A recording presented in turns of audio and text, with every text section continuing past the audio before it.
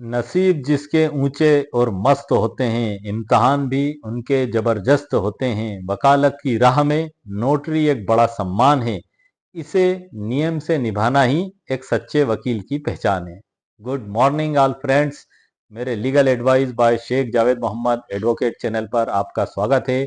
आज के हमारे वीडियो का टाइटल है नोटरी नियम 1956 की धारा 14, 10 और फॉर्म एक्स आई वी की कानूनी जानकारी। जी हाँ सर, सर्दी का मौसम है, जनवरी की सर्दी है, लेकिन तमाम नोटरी एडवोकेट्स में गर्मी का माहौल बना हुआ है, जो कि नोटरी सेल की ओर से जो फॉर्म एक्स आई वी का नोटिस जारी किया गया है 23 दिसंबर को, उसमें ये प्रावधान बताए गए हैं कि प्रत्येक नोटरी वकील साहब को ऑनलाइन ही फॉर्म नोटरी का जो विवरण है वो सबमिट करना होगा।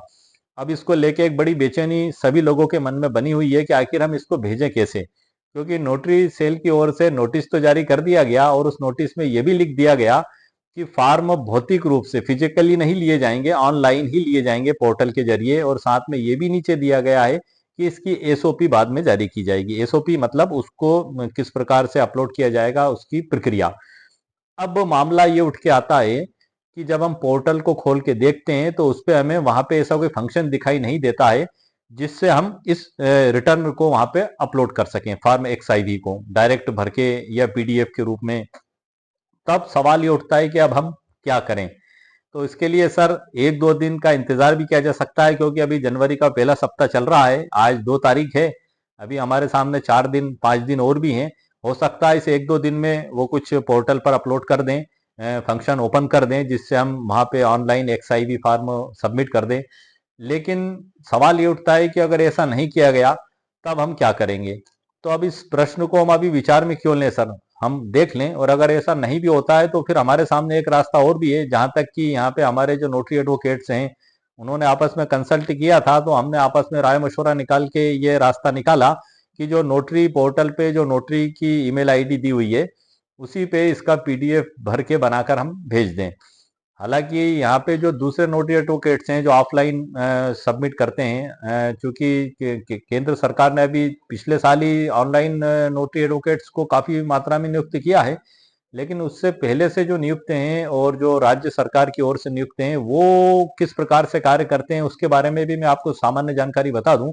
वो लोग वो लोग क्या करते हैं कि जैसे ही साल का आखिरी समय होता है तब जो नोटरी रजिस्टर है उसके नीचे क्लोजिंग वो कर देते हैं। और हर 2 साल में जैसे कि आप जानते हैं नोटरी में कानून बना हुआ है कि एडीजे साहब के द्वारा उसकी जांच की जाती है। तो वो वहीं पे जांच करवा लेते हैं और जांच करवाने के बाद फिर वो अपने पास उसको रख लेते हैं। ये प्रोसीजर लगभग काफी सालों से वो करते चले आ रहे हैं। और जो पहले जो सेंट्रल गवर्नमेंट के जो नोटरी एडवोकेट नियुक्त किए गए थे उनसे भी मैंने चर्चा की, तो उनके द्वारा भी इसी प्रकार की कुछ प्रोसीजर बताई गई। वो भी ऑनलाइन उन्होंने भी आज तक नहीं भेजा। वो भी इसी तरीके से कार्य करते हैं और डिस्ट्रिक्ट जज साहब पूरा चेक करते हैं रजिस्टर। और खास तौर से अभी एक नोटिस भी जारी हुआ था कि विवाह और विवाह विच्छेद से संबंधित दस्तावेजों का एग्जीक्यूशन नोटरी एडवोकेट के द्वारा नहीं किया जाएगा। तो इसकी भी जांच के लिए काफी सूचनाएं आई थी डिस्ट्रिक्ट जज महोदय को, एडीजे साहब को, और उनके द्वारा नोटरी वकील साहब के रजिस्टर भी चेक किए गए थे।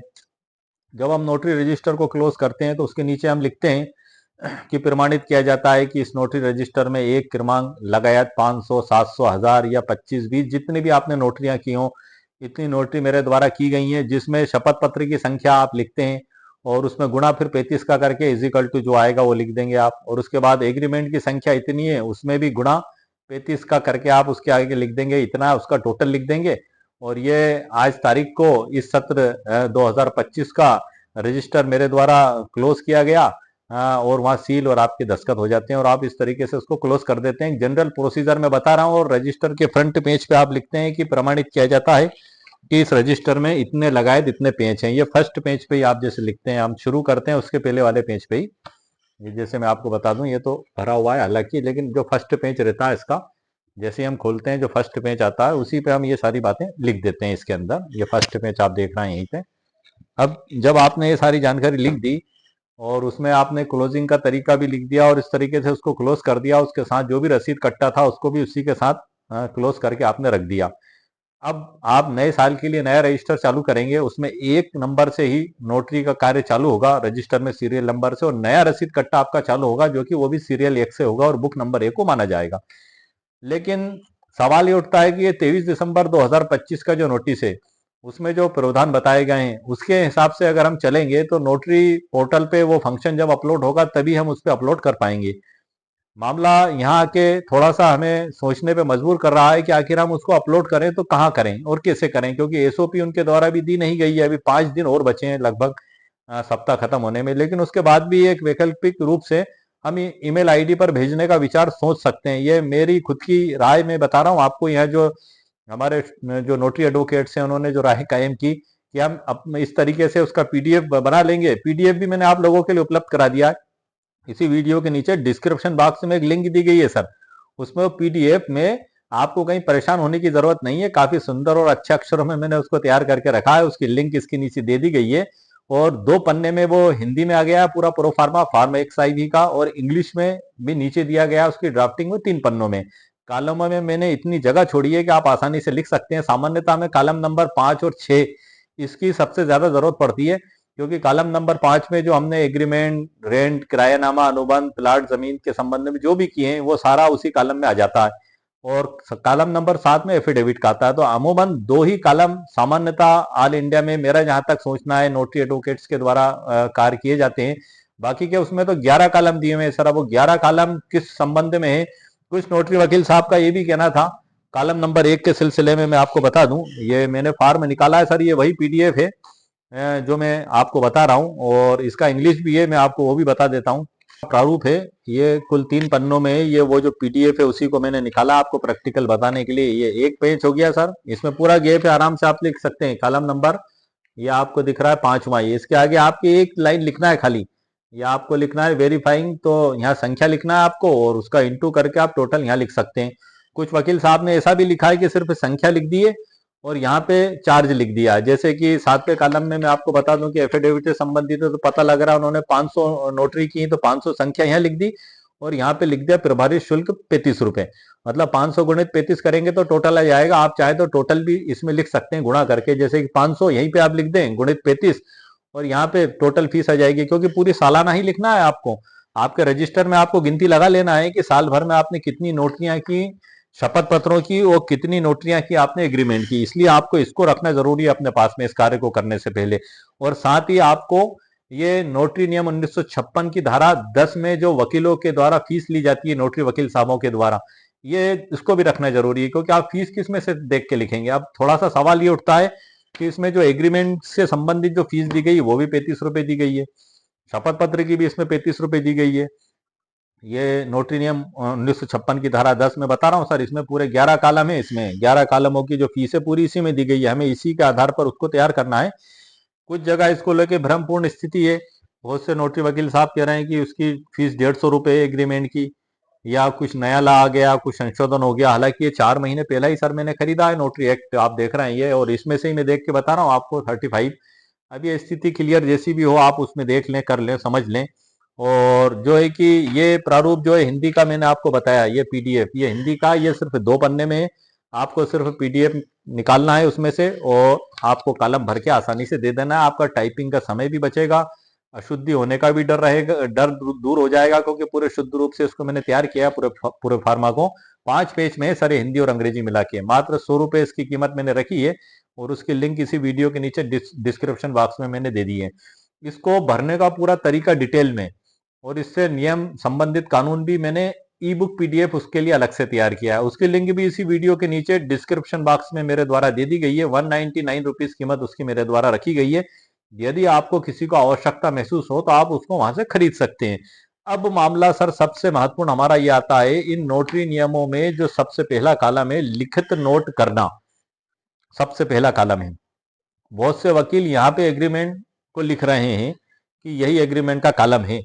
अब वो सबकी अपनी अपनी समझ है, क्योंकि सबके अपना अपना मामला है। लेकिन मेरे को तो सर इसमें कॉलम नंबर 5 में जो लिखा हुआ है, किसी लिखित के निष्पादन का सत्यापन, अधिप्रमाणन, प्रमाणन या अनुप्रमाणन करना, तो यहाँ पे एग्रीमेंट के संबंध में ये लिखा जाएगा। जहां तक इसकी परिभाषा को हम देख के समझते हैं कि किसी लिखत को नोट करने के लिए, अब हम किसी लिखत को नोट करेंगे, अगर हम इस डेफिनेशन को समझें, ये नियम 10 में बता रहा हूं सर मैं, पहला नंबर ही। अब हम लिखत को नोट करेंगे, अब ये नोट करना एक अलग चीज हो जाता है। और 5 में जो लिखा हुआ है, किसी लिखत के निष्पादन का सत्यापन, मतलब कोई लिखत का एग्जीक्यूशन हुआ है, जैसे कि कोई पार्टी आपके पास में एक एफिडेविट कंप्लीट करके लाई, उसका एग्जीक्यूशन वो कर चुकी है, अब वो खाली आपसे सत्यापन करवाना चाहती है। सत्यापन, अधिप्रमाणन, प्रमाणन या अनुप्रमाणन करना, तब आप उसका अटेस्ट करेंगे, उसको सत्यापित करेंगे, तो ये धारा 5 में ही तो आएगा सर। ये नंबर 1 के कॉलम में लिखत नोट करने में ये इसमें नहीं आएगा। बाकी बहुत से नोटरी एडवोकेट्स का ये कहना था कि वो कॉलम नंबर 1 में आएगा, बाकी मैंने सर जहां तक स्टडी की तो मैंने तो ये पाया कि कॉलम नंबर 5 में ही आएगा, क्योंकि इससे रिलेटेड कुछ डेफिनेशंस भी हैं, मैं आपको बता दूं। इन कॉलमों से रिलेटेड जो डेफिनेशंस हैं, जैसे कि लिखित नोट करना, तो जब कोई दस्तावेज जैसे कि प्राइमरी नोट, हुंडी भुगतान न होने के कारण अनादरत हो जाए, तो नोटरी उस पर आधिकारिक नोटिंग करते हैं, या दस्तावेज संबंधित बैंक या व्यक्ति द्वारा नकारा गया था, ऐसी वो नोटिंग करते हैं। नोटिंग करने के बाद फिर अगला कदम उनका होता है, उसके ऊपर एक सर्टिफिकेट वो देते हैं। इसकी भी फीसें दी गई हैं, वो उन फीसों में तालिकाओं के हिसाब से वो इसी में दी गई हैं वो सारी फीसें, नोटिंग के संबंध में भी। ये जो आप देख रहे हैं, ये इसमें लिखत नोट करने के लिए 50, 100, 150 और 200 ऐसे दी गई हैं इसमें, कि 10,000 से अधिक है, और 10,000 से अधिक किंतु 25,000 से अनधिक है। तो ये लिखत नोट करने के आशय को बहुत से एडवोकेट्स इस तरीके से भी समझ रहे हैं, और उसका वास्तविक अर्थ जो है कि कुछ लोग इस तरीके से भी समझ रहे हैं जो मैंने आपको बताया। अब आप चूंकि सभी नोटरी एडवोकेट्स हैं, आप सभी बुद्धिजीवी और समझदार हैं, आपको जैसा उचित लगता है आप उसको वैसा समझें, लेकिन जहां तक मुझे लगा तो मैंने वो जानकारी आपको दे दी। और इसी के अलावा इसमें आगे भी एक और कॉलम आता है कि आदरण के लिए समुदाय की घोषणा अभिलिखित करना। उदाहरण के तौर पे जैसे कि किसी का बिल बाउंस हो रहा है और उसको भरने की उसके अंदर क्षमता नहीं है, तब उसका कोई मित्र और रिश्तेदार कहता है कि भाई मैं भर देता हूँ, तो इस पूरी प्रक्रिया को नोट करना और उसको तैयार करना, ये सब नोटरी के अंदर ही माना जाएगा। तो ये आदरण के लिए संदाय की घोषणा वाले कॉलम में आ जाता है ये। और दस्तावेजों का सत्यापन, मतलब रेंट एग्रीमेंट, सेल डीड, अनुबंध, जो है कि दस्तावेजों का जो सत्यापन और प्रमाणीकरण है, ये कॉलम नंबर 5 में सर आ जाता है। तो इस प्रकार से इसमें सर कुल 11 कॉलम दिए गए हैं, और इन 11 कॉलमों को भरने की पूरी मेथड सरल व्याख्या के साथ मैंने ई बुक पीडीएफ के अंदर तैयार करके रखी है, मैं उससे आपका परिचय भी करा देता हूँ। नोटरी नियम 1956 में तो सर आप जानते हैं जो दिया गया है कि प्रत्येक नोटरी नियम 1956 की धारा 14 से तो सर आप परिचित हैं। इसमें बताया गया है कि प्रत्येक नोटरी प्रत्येक वर्ष के जनवरी माह के प्रथम सप्ताह में पूर्ववर्ती वर्ष में किए गए नोटरी की विवरणी फॉर्म XIV भी प्रारूप में समुचित सरकार को पेश करेगा। और पेश किस तरीके से करेगा? जो नियम 10 में जो फीस दी गई है उसके आधार पर तैयार करके पेश की जाएगी। तो ये जो फॉर्म XIV है, ये जो भरा जाएगा, ये मुख्यतः हमारे रजिस्टर के आधार पे, और ये हमारा ये जो इसमें फीस दी गई इसके आधार पे, ये इसकी पूरी डिटेल जानकारी मैं जो आपको बता रहा हूँ सर, ये मैंने रिटर्न रूप में भी उसके अंदर लिख के रखी है, मैं आपको उससे परिचित भी करा देता हूँ। और इस पे मैंने जो है कि डिटेल वीडियो भी बनाया है सर, जो अभी जस्ट वीडियो मैंने एक चैनल पे बनाया है, आप जो चैनल पे अपलोड है कि मैं उसी को पढ़ के आपको सर बता रहा हूँ, 1 मिनट, कि नोटरी अपनी वार्षिक विवरणी फॉर्म XIV कैसे भरे, 11 कॉलमों की पूरी जानकारी सरल उदाहरणों के साथ। ये मैं वीडियो अभी परसों ही मैंने अपलोड किया है, पूरी डिटेल जानकारी के साथ, 45 मिनट का सर वीडियो है, उसमें मैंने पूरी बारीकी से जानकारी दी है कि फॉर्म XIV कैसे भरा जाएगा। उसी के बाद जो है कि एक और हमारा जो वीडियो था कि भारत सरकार द्वारा नोटरी के लिए नया नोटिस 2025, इसका भी वीडियो मैंने अपलोड किया है जो चैनल पर अपलोडेड है। और इस नोटिस को ऑनलाइन आप खुद कैसे डाउनलोड करें और कैसे आप उसको पढ़ के निकाल सकते हैं, उसकी भी पूरी प्रोसेस का एक 10 मिनट का मैंने वीडियो बनाया है जो मेरे चैनल पर अपलोडेड है। वो मैंने इसलिए बनाया है क्योंकि जो नोटिस 23 दिसंबर 2025 को दिया गया है, उस नोटिस में लिखा हुआ है कि प्रत्येक नोटिस पोर्टल को खोलकर चेक करें, क्योंकि यहीं पे आगे की सूचना दी जाएगी। इसलिए मेरे द्वारा वो प्रोसीजर बताई गई है ताकि आप खुद उसको खोल के देखते रहें, क्योंकि सभी के पास अलग अलग समय होता है। हो सकता है कोई व्यक्ति 2 दिन व्यस्त है नहीं देख पाया, कोई 4 दिन व्यस्त है नहीं देख पाया, तो मैंने वो प्रोसीजर इसलिए बताई है कि आप ऑल इंडिया में आप जहां भी हैं नोटरी एडवोकेट्स हैं तो कोई ना कोई तो उसको खोल के देखेगा ही। तो जो भी देखे और अगर उसको कोई नया अपडेट मिलता है तो वो कम से कम वीडियो के नीचे कमेंट्स करके बता जरूर दे, ताकि मुझको भी पता लग जाए। वैसे मैं भी डेली चेक कर रहा हूँ, लेकिन हो सकता है जीवन में सर उतार चढ़ाव सबके आते हैं, हो सकता है पता नहीं कब हम किस समय किस हाल में किस जगह व्यस्त हो जाएं। तो इसलिए मेरे द्वारा उसकी प्रोसीजर का एक वीडियो अलग से बना दिया गया। पीडीएफ जो स्पेशली फार्म एक्सआईवी का, उसके लिंक इसी वीडियो के नीचे डिस्क्रिप्शन बॉक्स में दे दी गई है मेरे द्वारा। उसको भरने का जो तरीका है उसकी ई बुक पीडीएफ भी बनाकर इसी वीडियो के नीचे डिस्क्रिप्शन बॉक्स में मेरे द्वारा दे दिया गया है। अब मैं उन दोनों पीडीएफ से सर आपको परिचित और करा देता हूं, आइए सर। कंप्यूटर स्क्रीन पर सर आप देख रहे हैं नोटरी अपनी वार्षिक विवरणी फॉर्म एक्सआईवी कैसे भरे, 11 कालमों की पूरी जानकारी सरल उदाहरणों के साथ। इसमें पूरी 11 परिभाषाओं को भी मैंने परिभाषित किया है। जहां तक सर मैंने खोज की, जहां तक मैंने अध्ययन किया और जहां तक इनकी परिभाषा में ढूंढ सका वो मैंने आपके लिए इसमें तैयार करके लिखी है। आप सभी ऑल इंडिया के नोटरी एडवोकेट्स बड़े ही बुद्धिजीवी और समझदार हैं। यदि आपको ऐसा लगता है कि इसमें कुछ और भी शामिल होना चाहिए था डेफिनेशंस में, तो आप उसका सुझाव कमेंट्स में जरूर लिखें, तो मैं उसको भी ऐड कर दूंगा सर उसमें। लेकिन अभी तक जहां तक मुझे प्राइमा फेसी जो जानकारियां मैंने कलेक्ट की हैं, अध्ययन किया है और उसके आधार पे इसके अंदर पूरी डेफिनेशन 11 परिभाषाओं की डेफिनेशन लिखी है सर। उनमें से हर एक परिभाषा पे मैं वीडियो भी बनाऊंगा नेक्स्ट वीडियो, ताकि हमें इन परिभाषाओं का पता ही नहीं होता, हमें मालूम तो होना चाहिए कि आखिर नोटरी वकील साहब को क्या क्या काम दिए गए। जैसे कि लिखत नोट करना, लिखत को प्रसाक्षित करना, आदरण के लिए संदाय की घोषणा और अनुलिपि प्रसाक्ष। अब 5वां और 7वां कॉलम हम अधिकतर जानते हैं। छठा कॉलम भी है इसमें, वचन पत्र, हुंडी, इसके संबंध में भी सर इसमें बहुत कुछ बताया गया है। वचन पत्र, हुंडी आदि के संबंध में भी बताया गया है। उसके संबंध में भी बहुत से सवाल और जवाब जो हमारे मन में उठते हैं वो कुछ भी मैंने इसमें लिखे हुए हैं। उसमें बहुत सी कंडीशंस में तो जहां तक मैंने जब अध्ययन किया तो मैंने ये तक पाया कि यदि किसी का कोई प्राइमरी नोट या वचन पत्र, हुंडी ये बाउंस हो जाता है, अनादरत हो जाता है, मतलब वो सामने वाला देने से मना कर देता है, तो नोटरी वकील साहब के पास आता है और उसको नोट कराता है। क्यों? क्योंकि गवर्नमेंट ने ये नियम में उसको दी हुई है पावर एक पब्लिक ऑफिसर के रूप में। इसमें फीस में भी दर्शाया गया है, नोटरी के कार्यों में भी दर्शाया गया है धारा 8 के अंतर्गत। तो वो वकील साहब के पास आता है। हालांकि इस प्रोसीजर की मुझे नहीं लगता किसी और को भी जानकारी हो, मुझे भी जानकारी नहीं थी। ये तो अभी मामला सामने आया, मैंने उसका स्टडी की तो मेरे सामने ये चीजें निकल कर आ रही हैं जो मैं आपको बता रहा हूँ। फिर वो नोटरी वकील साहब के पास आता है और उनसे कहता है आप नोटिंग करें। क्यों? क्योंकि नोटरी वकील साहब जब उसे रजिस्टर में नोट करेंगे तो वो कोर्ट में एज ए एविडेंस माना जाएगा, एक जबरदस्त सबूत के तौर पे माना जाएगा। अब वो नोट कराता है और नोट कराने के साथ ही वो वकील साहब से ये भी कहता है कि वकील साहब आप जाके इससे मांग भी करें। अब भला हम सोचते हैं ये तो वसूली एजेंट का कार्य हो गया, लेकिन नो सर, ये वसूली एजेंट का कार्य नहीं है। ये एज अ नोटरी एडवोकेट के जो दिया गया है वो कॉलम में कि वो जाएगा और वह पूछेगा उससे, वो मना करेगा तो उसकी नोट लगाएगा, फिर रजिस्टर में एंट्री करेगा उसकी नोटरी वकील साहब। और एक प्रमाण पत्र बनाकर वो सामने वाले को देंगे कि ये मैं इस तारीख को इतनी बजे गया था और उसने देने से इनकार किया। उन डॉक्यूमेंट्स के आधार पर कोर्ट में दावा लगाएगा। वकील साहब की आवश्यकता पड़ी तो वकील साहब गवाह देने भी जाएंगे, तो कोर्ट ये मानेगी कि उसने देने से इनकार किया। एक एक प्राइमा फेसी एक जबरदस्त मजबूत एविडेंस के रूप में ग्राह्य किया जाएगा।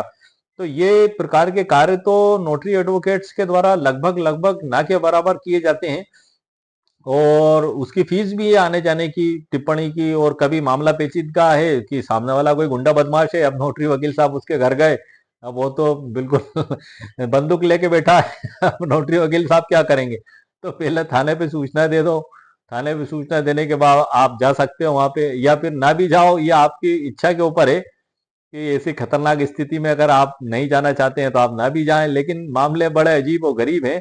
उसके संबंध में भी मैंने बहुत कुछ जानकारी इस ई बुक पीडीएफ के अंदर लिखी है, उदाहरणों के साथ लिखी है। हालांकि ये डेफिनेशंस ना तो नोटरी एक्ट 1952 में दी गई है सर, ना नोटरी नियम 1956 में दी गई है, कहीं भी नहीं दी गई है। आप पढ़ेंगे तो आप अपने मन से कुछ तो कुछ अर्थ निकालेंगे। लेकिन जहां तक मैंने नेट पे सर्च किया, गूगल पे सर्च किया और बुकों का गहरा अध्ययन किया, तो उसके आधार पे मुझे ये निकल कर आया है सर सामने जो मैं आपको बता रहा हूँ। लेकिन इससे भी अगर अलग जानकारी आपके द्वारा कुछ उसमें हो आपके पास तो आप मुझे बताइए, तो मैं इसमें संशोधन कर दूंगा इस पीडीएफ में, वो चीजें बदल के उसको अमेंड कर दूंगा और आप उस जानकारी को भी अध्ययन करने के बाद इसमें ऐड कर दूंगा। और अगर आपको ऐसा लगता है कि ये आप भी अध्ययन करें, चूंकि आप सभी नोटरी एडवोकेट्स हैं ऑल इंडिया के, आप भी अध्ययन करें, अगर आपको लगता है जानकारी ऑथेंटिक है तो ओके सर, आपको जैसा उचित लगे आप इस फॉर्म को भरने में अपने विवेक का इस्तेमाल उन जानकारियों को और परिभाषाओं के आधार पर आप कर सकते हैं। तो मैं आइए सर, ये आप देख रहे हैं ये कंप्यूटर स्क्रीन पे ये नोटरी पोर्टल का फोटो भी लगा हुआ है। ये इसमें पूरी जानकारी है और ये इसमें मैंने जो 2 लाइन बताई थी आपको कि नसीब जिनके ऊंचे और मस्त होते हैं, इम्तिहान भी उनके जबरदस्त होते हैं। वकालत की राह में नोटरी एक बड़ा सम्मान है, इसे नियम से निभाना ही एक सच्चे वकील की पहचान है। जी हाँ सर, अक्सर नोटरी के कार्य के दौरान बहुत से ऐसे कार्य भी आ जाते हैं कि पार्टी लापता होती है और सामने वाला व्यक्ति कहता है कि आप हमारा एफिडेविट तस्दीक कर दो, एग्रीमेंट कर दो। तो ऐसी परिस्थितियों से सर हमें अवॉइड करना चाहिए, क्योंकि हमें जो नोटरी का कार्य दिया गया है तो पार्टी मौजूद हो, डॉक्यूमेंट्स हम पढ़ें, वो लीगल डॉक्यूमेंट्स हो और उसके बाद वो व्यक्ति हमारे सामने रजिस्टर में दस्तखत करें और उनको भी मालूम हो कि उसमें क्या लिखा हुआ है। यही तो सत्यापन है सर कि आखिर उसमें लिखा क्या गया है। अब यदि वो व्यक्ति नदारा दे, कभी ऐसा हुआ रेंट एग्रीमेंट हुआ, जैसे अब आप वो मकान मालिक नहीं है और वो आपने उसका एग्रीमेंट कर दिया और बाद में मकान मालिक ने थाने में रिपोर्ट डाल दी कि ये तो मेरी अनुमति के बगैर इन्हें फर्जी किरायानामा बना लिया, मैंने कोई सहमति नहीं दी।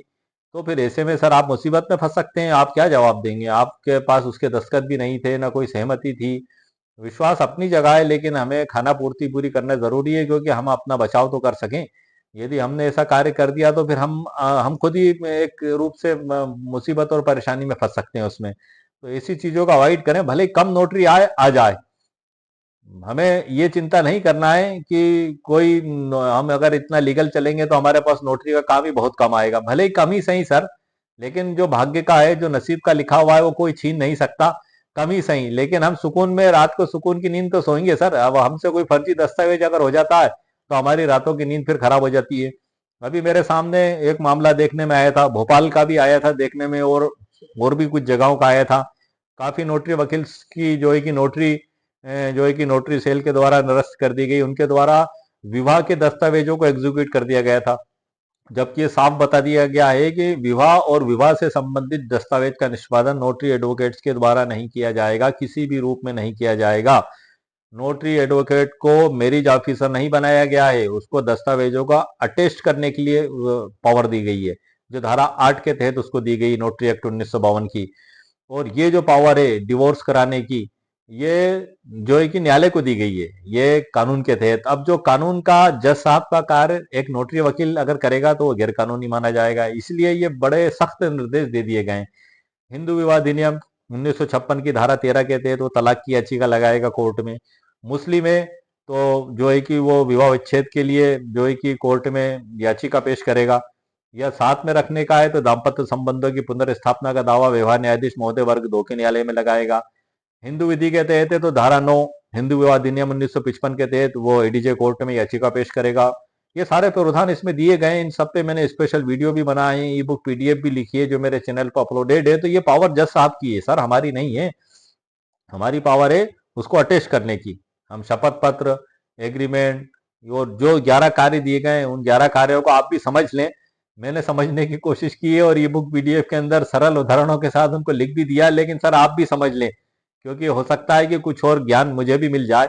क्योंकि ज्ञान बांटने से बढ़ता है। आप अगर ज्ञान मुझे बांट देंगे, कमेंट्स करके लिख देंगे, तो मेरे भी ज्ञान में वृद्धि हो जाएगी, मैं भी उसको स्टडी करके और पढ़ लूंगा सर। क्योंकि मैं भी आप ही की तरह एक एडवोकेट हूँ और अध्ययन करता हूँ, जैसे आप अध्ययन करते हैं। कोई भी मामला सामने आता है तो अब जैसे जो नया मामला सामने आया था ये, तो हमारे यहाँ के सभी नोटरी एडवोकेट्स ने ये राय कायम की कि हम ईमेल से भेज देंगे। तो उनका ठीक है सर, ईमेल से भेज देंगे। मैं भी उन्हीं के साथ तैयार हो गया। मैंने कहा ठीक है, मैं भी भेज दूंगा। अभी तैयार हमने किसी ने नहीं किया है अब, लेकिन कभी 5-6 दिन में वहां से कोई पोर्टल पर अपलोड हो जाता है तो बेहतर है, वरना ऑफलाइन तो लेंगे नहीं।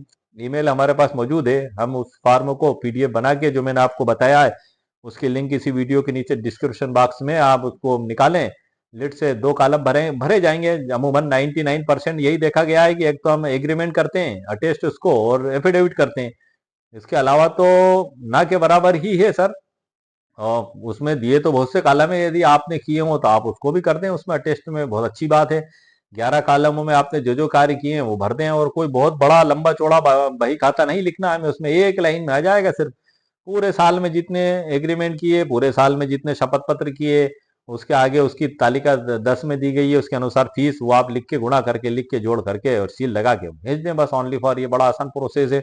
अभी जो नियम 10 दिया गया है नोटरी नियम का, उसमें जो वकील साहब के द्वारा ली जाने वाली फीसों के बारे में बताया गया। नोटरी नियम 1956 के जो 11 कार्य हैं, जो फार्म XIV में जो 11 कालम बताए गए हैं, जिसकी PDF इसी वीडियो के नीचे डिस्क्रिप्शन बॉक्स में मैंने दे दी है, वो 11 कालम इस नियम 10 में इंक्लूड हैं।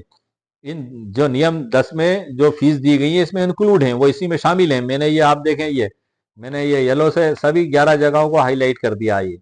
और ये जो आप देख रहे हैं ना, ये इसी का फोटो खींच के PDF बना के मैंने उसको ई बुक PDF में भी कॉपी पेस्ट कर दिया, सेम टू सेम ही। और उसके बाद उसको सरल अक्षरों में टाइप अलग किया है सर। इसी के साथ ये जो PDF सुंदर अक्षरों में जो मैंने आपके लिए तैयार किया है, वो PDF जो उसकी लिंक तो इसके नीचे मौजूद है, लेकिन जो बुक में दिया गया उसको भी फोटो खींच के, उसको भी PDF बना के, उसको भी मैंने इसके नीचे अपलोड कर दिया। अब ये बुक में सर जो दिया गया है, इसका हम सामान्यतः व्यवहारिक रूप से उपयोग नहीं कर पाते हैं। उसकी वजह क्या है? क्योंकि आप देख रहे हैं ये नीचे यहाँ से चालू है, ये इतना टुकड़ा। अब ये इसके ऊपर दूसरा मैटर है, हमारा काम की चीज सिर्फ ये दी गई है इसमें। अब हम इसको इतनी फोटोकॉपी कराते हैं तो ये ऊपर का हिस्सा अलग आ जाता है। इसी के साथ ये जो हम इसमें देखते हैं तो ये फिर अगला यहाँ से चालू हो जाता है। तो इन दोनों को व्यवस्थित रूप से 2 पेज में हिंदी में मैंने लाके एक बेहतरीन PDF आप लोगों के लिए तैयार कर दिया भरने के लिए, और इंग्लिश का भी कर दिया। और इस ई बुक PDF में हिंदी और अंग्रेजी दोनों में उसको भरने की प्रोसेस मेरे द्वारा लिखी गई है, जो आगे मौजूद है। मैं आपको एक उस PDF से भी सर परिचित करा दूं थोड़ा सा। ये आप देख रहे हैं, ये PDF है सर, जिसके बारे में मैं आपको बता रहा था PDF का। ये वही PDF है, आप देख रहे हैं कंप्यूटर स्क्रीन पे। ये प्रारूप है, फार्म 1 पेज 1 हो गया। ये आगे कॉलम दिख रहा है, इसमें इन कॉलमों में आपको चीज लिख के भरना है। और ये कॉलम, ये पेज 2 हो गया। ये अंग्रेजी में चालू हुआ यहाँ से सर, ये पेज 1, पेज 2 और ये पेज 3। कोई अंग्रेजी में भरना चाहता है तो इंग्लिश में भर दे, हिंदी में भरना चाहता है तो हिंदी में भर दे। ये PDF मौजूद है, आप अगर इसको परचेस करेंगे तो आपको यही प्राप्त होगा। और इसकी लिंक इस वीडियो के नीचे डिस्क्रिप्शन बॉक्स में मैंने दे दी है सर। अब ये आप जो देख रहे हैं ये ई बुक PDF है सर, इसमें भरने की पूरी प्रोसीजर बताई गई है। पूरे सरल उदाहरणों के साथ मैंने एक पिछला वीडियो बनाया है सर। आज तो मैं सिर्फ आपको इसको परिचित करा रहा हूँ। ये आप देख रहे हैं पूरा, ये पूरी जानकारी इसमें, सारे सरल उदाहरण वगैरह सब इसमें मेरे द्वारा जहां तक बन सकता था लिख दिए गए हैं।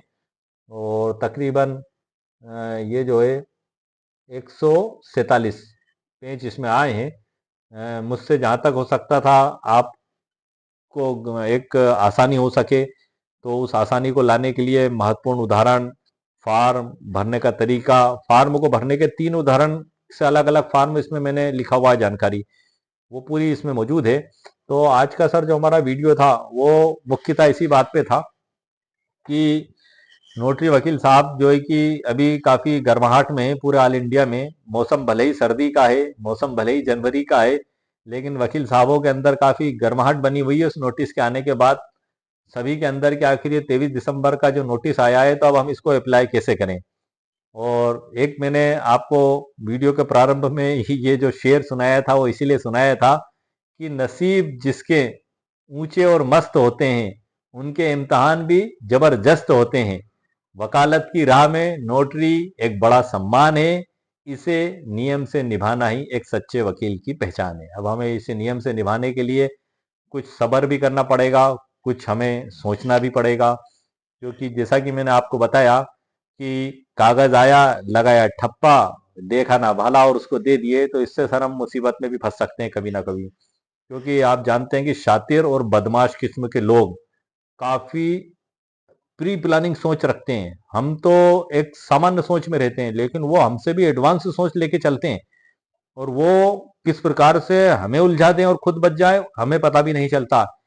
तो ऐसी स्थिति में हमें पहले से ही सर सावधान होने की जरूरत है। एक मामला मेरे सामने भी देखने में भी आया था कि वो मामला इस प्रकार से था कि अब कुछ प्रॉपर्टी के लेन देन से संबंधित मैटर था।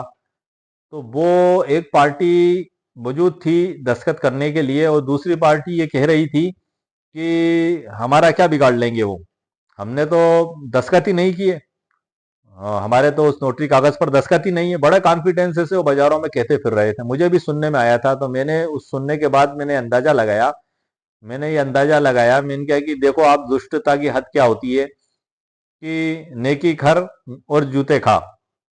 मतलब नेकी कर और दरिया में डाल वहां तक तो ठीक है, लेकिन नेकी कर और जूते खा तो वो फिर बहुत गलत बात हो जाती है। तो हमें ऐसी नेकी नहीं करना है कि जिससे हम ही मुसीबत में फंस जाएं। और डॉक्यूमेंट्स को अटेस्ट करने के लिए पार्टी का मौजूद होना जरूरी है सर, आधार कार्ड भी मौजूद होना जरूरी है। और आप इससे ना डरें कि हमारे पास काम नहीं आएगा, मतलब आप इससे बेफिक्र रहें। आप ये तो उस ऊपर वाले के हाथ में है कि वो काम किसको कितना देता है।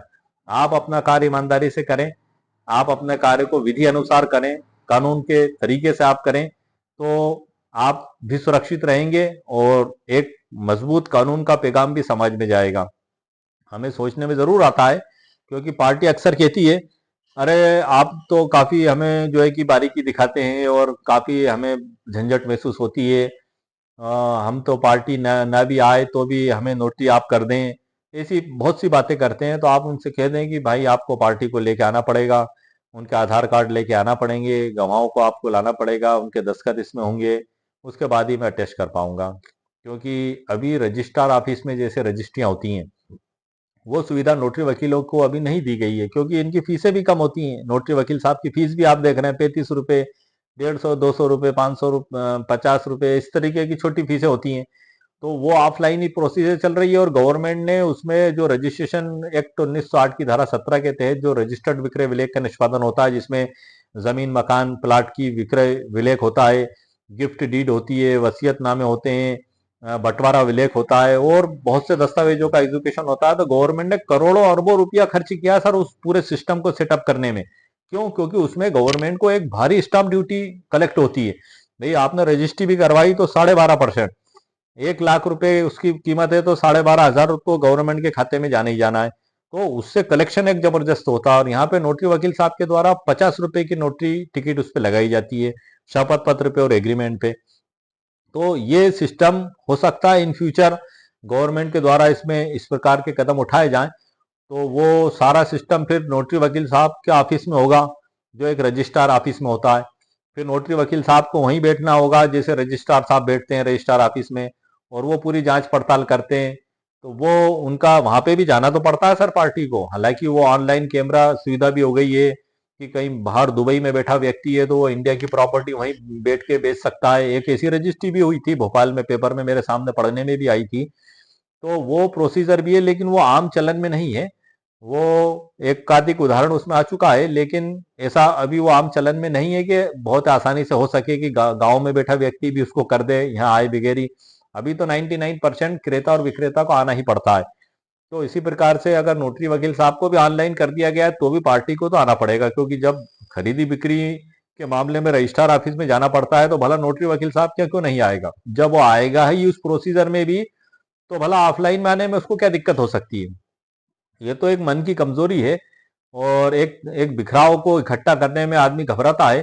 लेकिन कहीं ना कहीं वो ये सोचता है कि एक आदमी कहाँ है, मैं उसको कहाँ से लाऊं, वो उधर बैठा है, वो उधर बैठा है, वो दूसरे शहर में है, आज उसकी तबीयत खराब है। तो वो इस प्रॉब्लम का आपको सामना करना पड़ सकता है। लेकिन अगर आप इसको पूर्णतः नियम अनुसार करेंगे तो इसमें फायदा सर आप ही का होगा।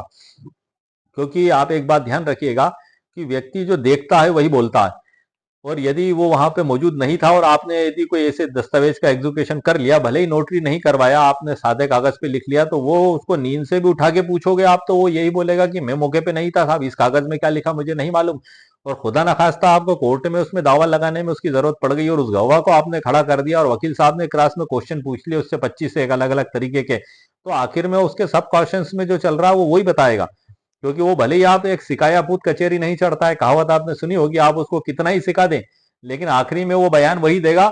25-30 प्रश्न जब वकील साहब पूछेंगे उसके बाद आकर वो यहीं आके रुकेगा कि हाँ वो ऐसा था, मैं वहां नहीं था। वसीयत में तो सर बहुत ध्यान रखें आप, वसीयत में तो सर आप इसको बहुत ही ज्यादा ध्यान रखें आप, क्योंकि वसीयत में तो अगर आपने गलती कर दी तो आपकी पूरी वसीयत भी निरस्त हो सकती है। क्योंकि वसीयत में जो इंडियन सक्सेशन एक्ट 1925 की धारा 63 में बताया गया, नोटरी वकील साहब के द्वारा नोटरी भी की जाती है वसीयत की, रजिस्ट्रार ऑफिस में रजिस्ट्रेशन भी हो सकता है, लेकिन ये उसका स्वैच्छिक है कि वो चाहे तो नोटरी वकील साहब से नोटरी करवा ले या रजिस्ट्रार ऑफिस में जाके उसको रजिस्ट्रेशन करवा ले, ये सादे कागज पर लिखकर अपने पास में रख ले। इसकी धारा 63 में बताया गया है, धारा 59 में बताया गया, बड़ी जबरदस्त प्रावधान बताए गए हैं। धारा 59 में बताया गया है कि उसका स्वस्थ चित्त और बालिग होना जरूरी है।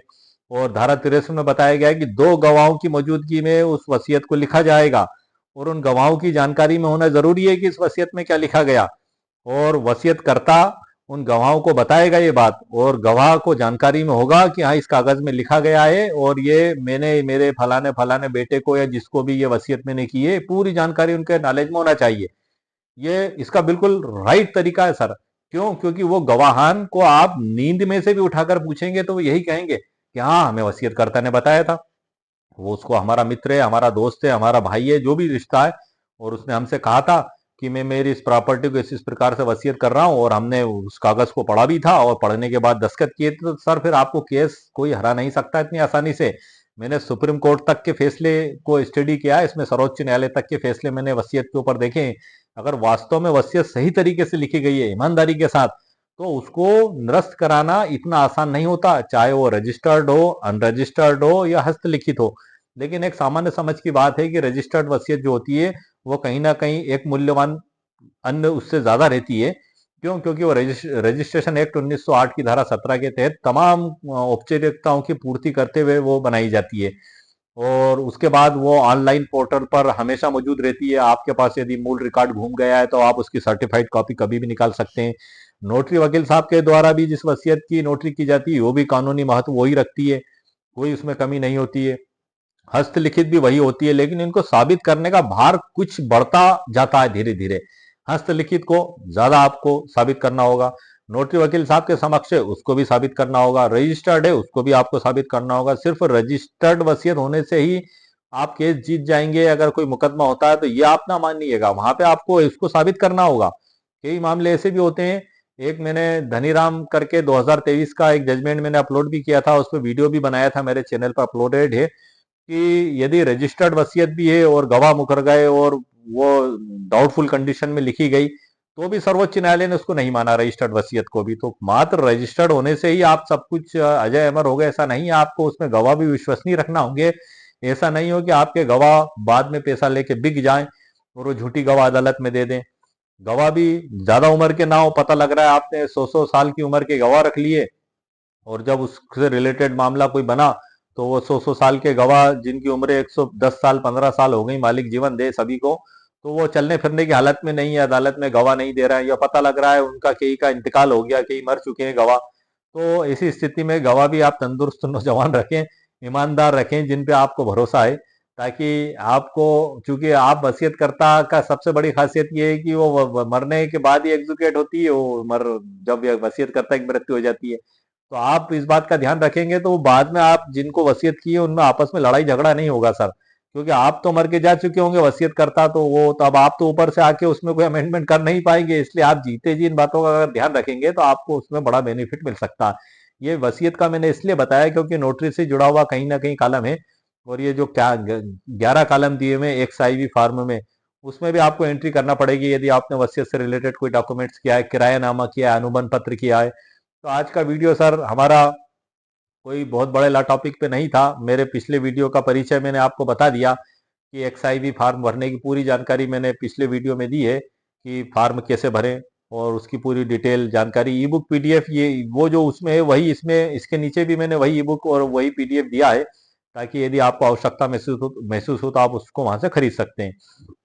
तो आज के वीडियो में सर मैंने आपको एक महत्वपूर्ण कानूनी जानकारियां प्रदान कर दी हैं। नोटरी नियम 1956 की धारा 14 और धारा 10 और फार्म एक्स आई वी के 11 कॉलम, क्योंकि ये जनवरी माह के प्रथम सप्ताह में नोटरी वकील साहब को समुचित सरकार को देने का नोटिस आ गया है।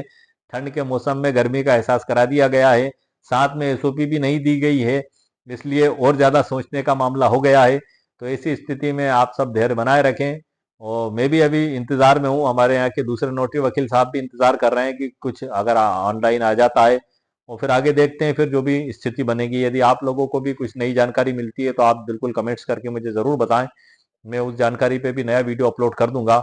और वर्तमान में मैंने मेरे चैनल पर नोटरी से रिलेटेड तकरीबन 70-80 वीडियो सर मैं अपलोड कर चुका हूँ, विभिन्न टॉपिकों पर, विभिन्न मुद्दों पर, और ये कार्य लगातार मेरा जारी है। मैं ऑल सब्जेक्ट पे वीडियो अपलोड करता हूँ।